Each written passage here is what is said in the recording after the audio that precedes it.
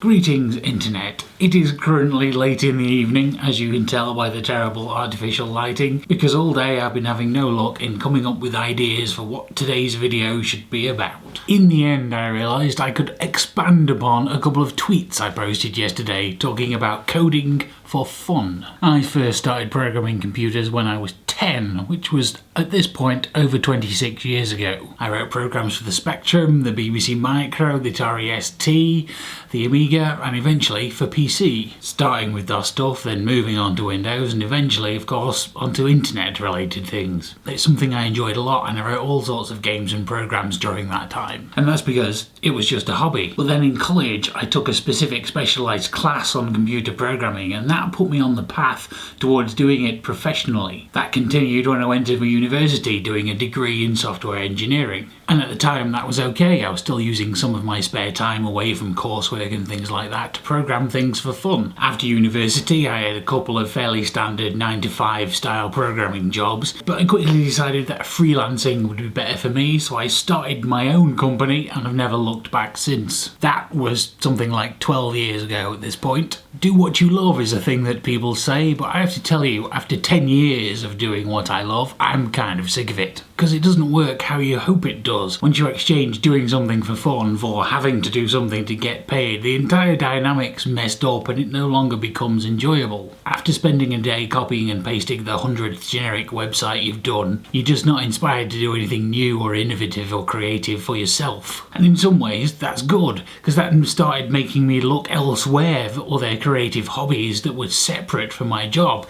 which brought me to do things like make YouTube videos. But that still doesn't stop the fact that having drained all the fun out of computer programming is that not only do I not want to do it for fun, I don't really want to do it for money either. Which brings me around to that tweet which I mentioned at the beginning of the video, although it sounds a bit funny when you say it. Last weekend I forced myself to have some fun programming. The idea, of course, being I need to inject the idea of fun back into my brain when it's associated with computer programming. Years ago, nearly all of the games I wrote starred a character called Bob.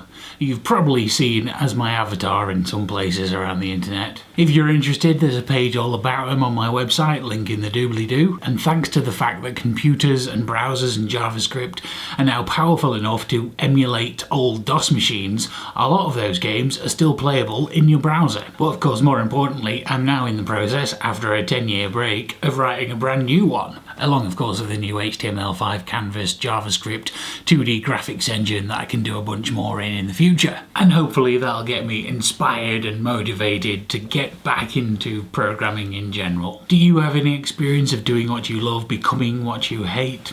Is the late night lighting okay? Let me know in the comments down below. Thanks for watching, and I'll see you next week.